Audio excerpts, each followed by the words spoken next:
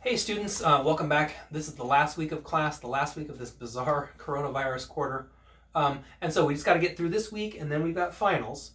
We're starting a new chapter. This is going to be chapter 6. We just finished chapter 5. That was the material on eigenvalues. And now we're moving on to chapter 6. If you remember back it would have been Math 143.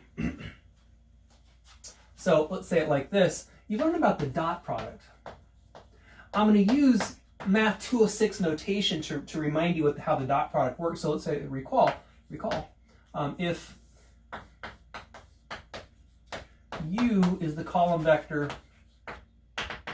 U1 through UN, and V is the column vector V1 through Vn. Right? So if you have a couple of vectors in Rn, you can define the dot product. Right? So the dot product is, and we write it U dot V. And the way you compute this is you multiply corresponding entries and add them together. So it'd be U1 V1 plus dot dot dot plus UN Vn. Right, so this is the dot product. In Math 143, you really focused on vectors that either had 2 entries or 3 entries, so R2 or R3. But you can define the dot product in general for vectors in Rn the same way. Now, the important thing, the reason that dot products are useful is because it allows us to talk about 2 things: the length of a vector and the angle between 2 vectors. So then, or we'll say the length, or norm, sometimes it's called the norm or the magnitude. The length of U is, in the Math 206 book, use this double parallel bars notation to indicate length. And the way you compute the length, it's the square root of U dot U. So that's the length. And the angle, theta, between, say, U and V is given by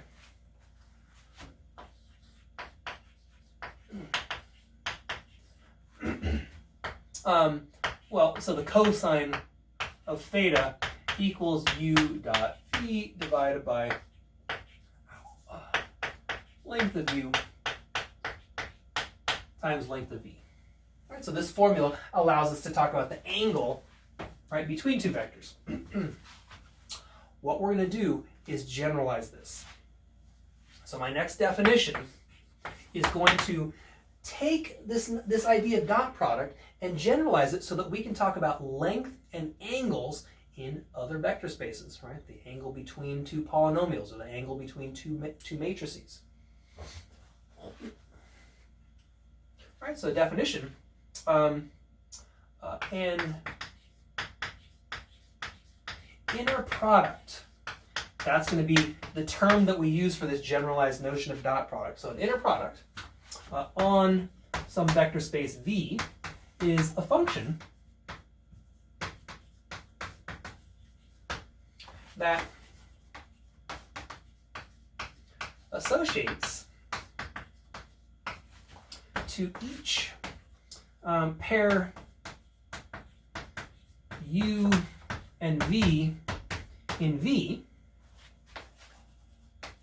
the real number, which we will write, now instead of putting dot between the 2 vectors, the notation is angle bracket U comma V. So this is going to be a number satisfying, and there's going to be 4 properties. I need to write these properties down now.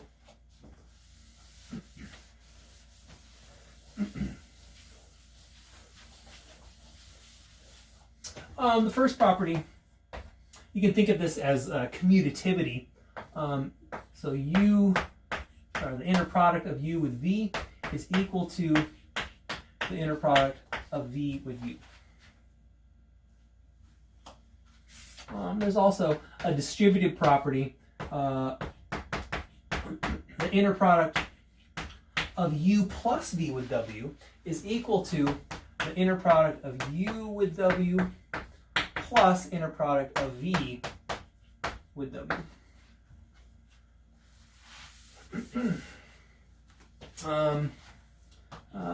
Inner products also work nicely with scalars. So ku comma v, so the inner product of ku with v is equal to k times the inner product of u with v.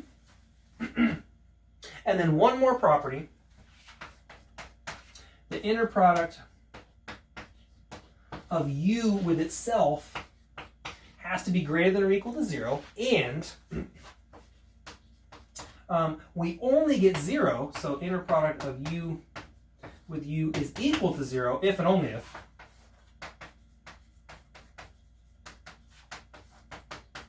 u equals the 0 vector. Okay, so an inner product then is just this function. Each time you take a couple of vectors, it associates, it spits out, it pops out a real number, right? And we call that number the inner product of u with v, and it's got to satisfy these properties right here.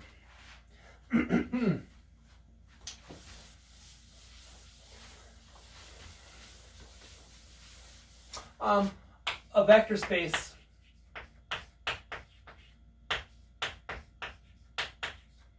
V together with an inner product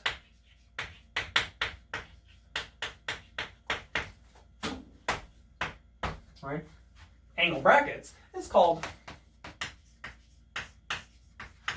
an inner product space. All right, so that's what we're going to be studying for the next few days, are inner product spaces. The first obvious example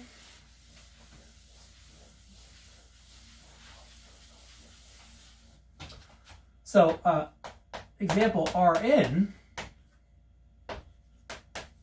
with the inner product uv equal to the dot product is an inner product space.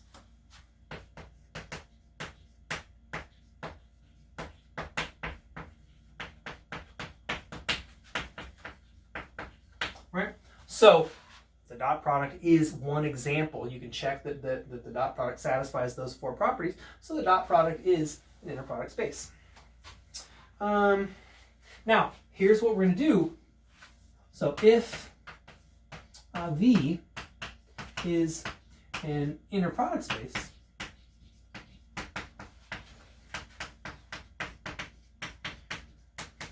all right, so we've got some inner product that we'll denote with angled brackets.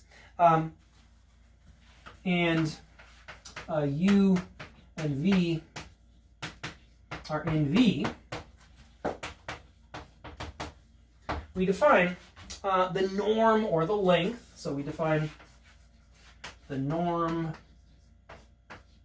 or length. I tend to use these two words interchangeably, right? So the norm or length of U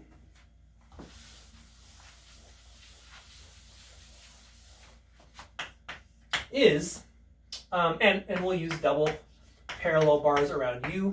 And how do we compute it? Take the inner product of U with itself, and then take the square root. We also define the distance, so let's keep going. And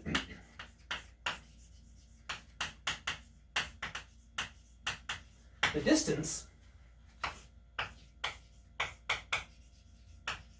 between U and V is computed as the norm of U minus V.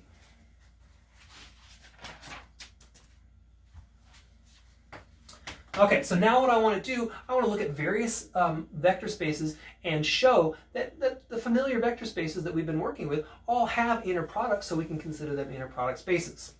Now, so the first one, this is going to be what's called the weighted inner product on Rn. So we've seen that Rn has an inner product, right? The dot product, but that's not the only one. There's also this one called the weighted inner product. So what I want to do is fix some positive numbers. So fix, I call them W1 through Wn. So fix positive real numbers W1 up through Wn, and I'm going to define, let's say, given,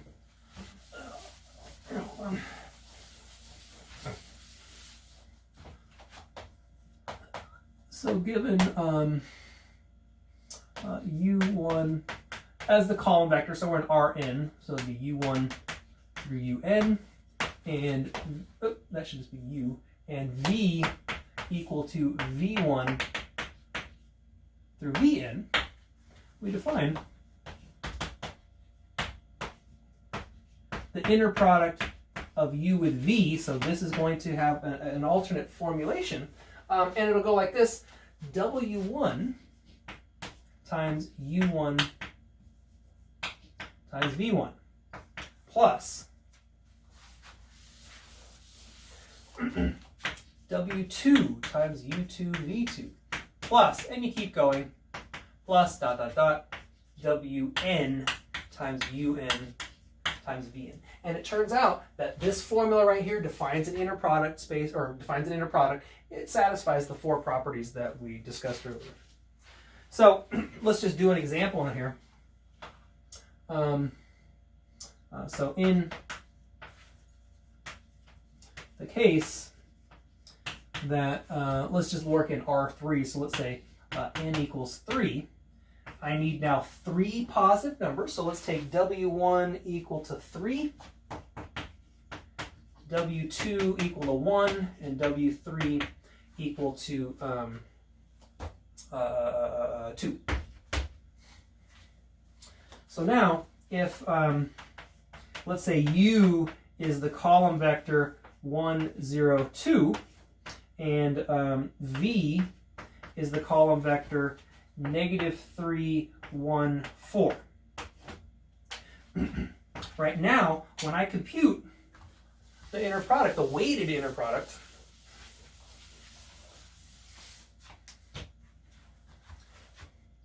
so finish the sentence here. So then, the inner product of U with V is going to be 3 times 1 times -3 plus 1 times 0 times 1 plus 2 times 2 times 4.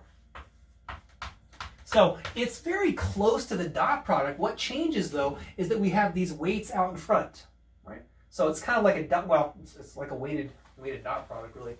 So what do we get here? -9 plus 16, so that gives us 7.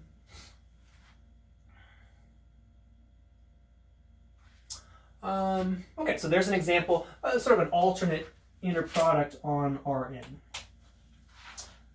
Okay. I'm going to do more examples, but first this definition. So if V is an inner product space,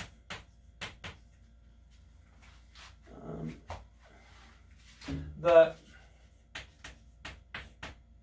unit sphere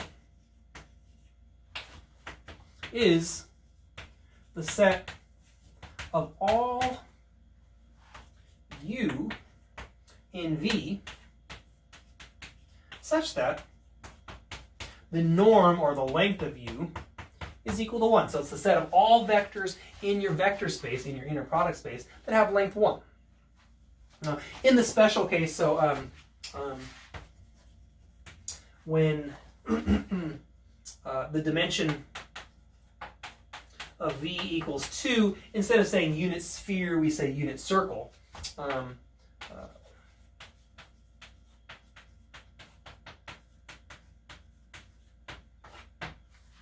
So it's the same thing though. The unit sphere in dimension 2, we use the obvious word unit circle instead.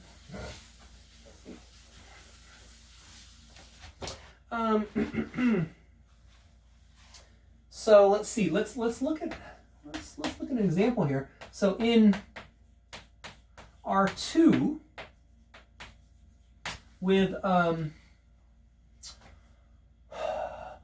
where if we use the dot product for our inner product, so inner product of u dot v is equal to u dot v. I think I said that wrong. It's a little smeared there. So if our inner product is the dot product, then the unit circle, right, we're working in dimension 2, the unit circle looks exactly like you think it will. It looks like a circle. All right, so you can check the set of vectors in R2 when you're working with a dot product that have length 1 is exactly equal to those that lie on what looks to ours like a circle. In R2 with some, now what I want to do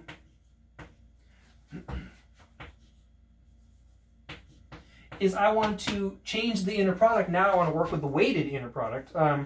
So let's say, let's just look at R2 weighted inner product where W1 equals 4 and W2 equals is that 1/9. Okay, so what I'd like to do is see what the unit circle looks like now.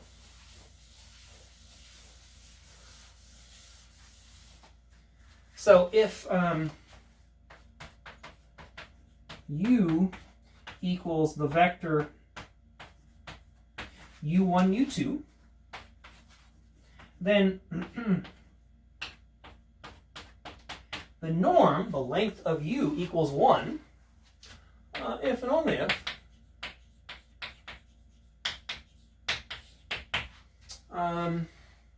let's see, so that's going to be 4u1 squared plus 1/9 u2 squared equals 1.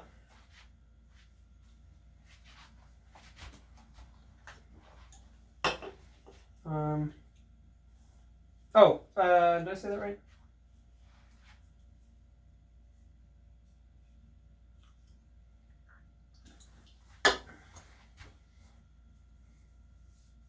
Sure, I got my weights right. Yeah, so 4 times u1 squared. Yeah, that's right. And then I could rewrite this. So this is if and only if u1 squared over 1/2 squared plus u2 squared over 3 squared equals 1. And I'm rewriting it this way so that it becomes apparent that what we're talking about is an ellipse,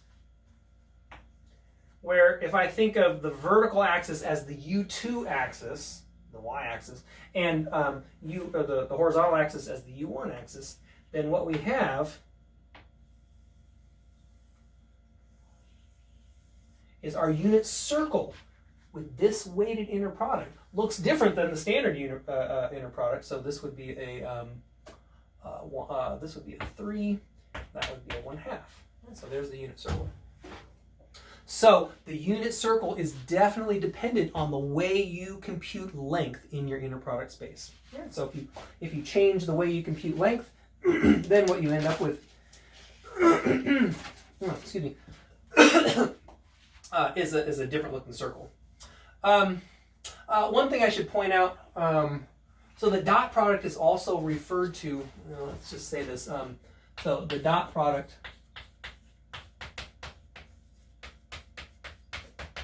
on Rn is also referred to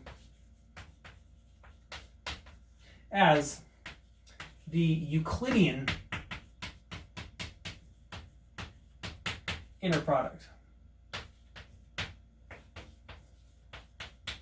Right, so when you hear Euclidean inner product, right, think dot product.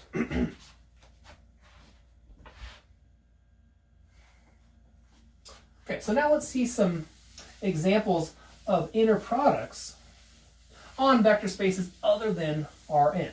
And so we've got some familiar ones. Let's look at matrices first. So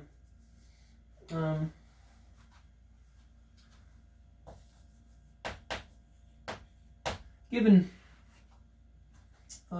let's say, matrices A and B in M sub Mn. So we've got a couple of M by N matrices. Now we're going to define the inner product of the matrices A with B. That's going to be equal to the trace of A transpose times B. Right? So we haven't seen trace since the very beginning. Remember, the trace is the sum of the diagonal entries.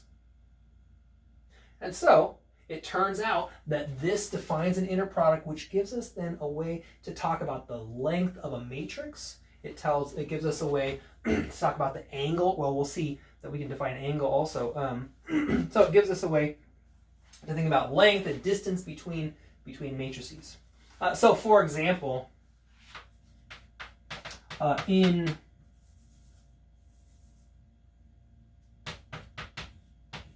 M23, let's look at, we're going to look at, let's let A be the matrix 1, 0, 2, negative 2, 1, 3. And B is the matrix 0, 2, 3, 1, minus 1, 1, 1, minus 1, minus 1.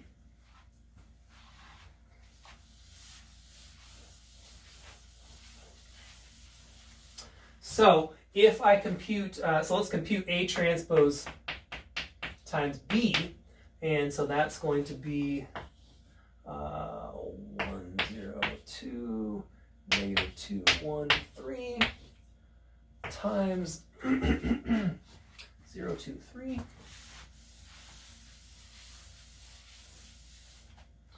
Uh, 0, 2, 3, 1 minus 1 minus 1.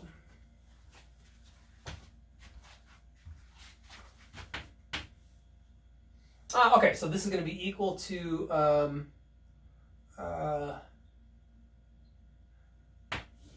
so let's see, we're going to get a negative 2, then we're going to get a 2 plus 2, so that's a 4.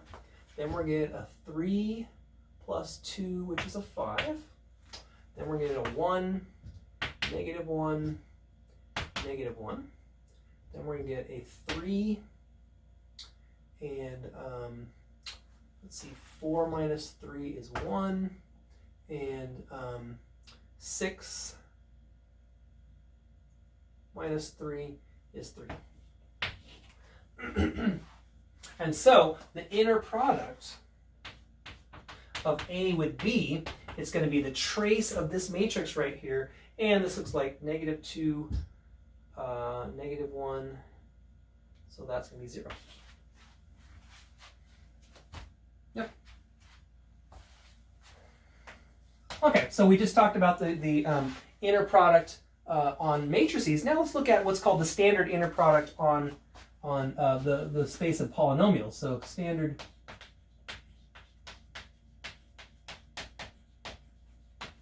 inner product on P sub n. And it goes like this. So given,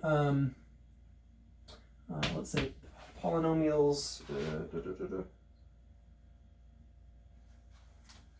call them P of x, equal to a0 plus a1x plus dot dot dot plus a sub n x to the n, and q of x equal to b0 plus b1x plus dot dot dot plus b sub n x to the n. So we've got a couple of polynomials, and we want to define what's called the standard inner product on p sub n. So the inner product of p of x with q of x is going to be defined kind of in the obvious way. What I'm going to do is multiply the corresponding coefficients. So it's going to be a0 times b0 plus a1 times b1 plus dot dot dot an times bn. And you can check if this satisfies the properties, the required properties for an inner product. So for example,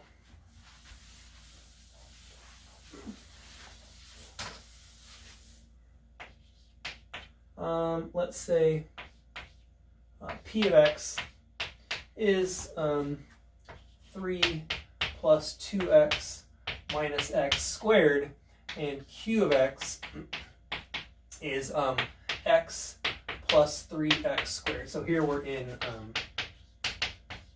p sub 2. Then the inner product between these two matrices, well, that's going to be 3 times 0 plus 2 times 1 plus minus 1 times 3.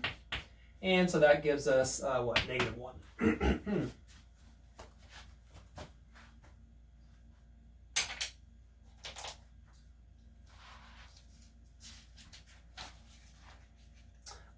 Let's look at, well, let's look at one more important inner product. And I should point out that these, I can't show every single possible example of an inner product, right? And so in the book, you will see a few more examples of inner products, including another inner product on the space of polynomials. But let's just look at this one here. So on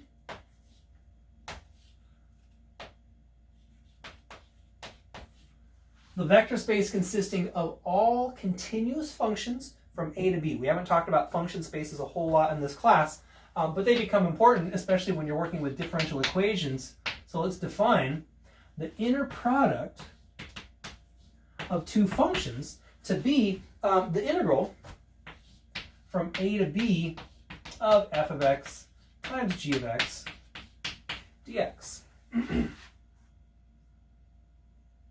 And it turns out that this formula right here, multiply the functions and integrate them over the interval, right, defines an inner product. And so, for example, so on c 0 to 2 pi, if I wanted to compute the integral between the function sine x and the function sine 2x, that would be equal to the integral from 0 to 2 pi sine of x times sine of 2x dx.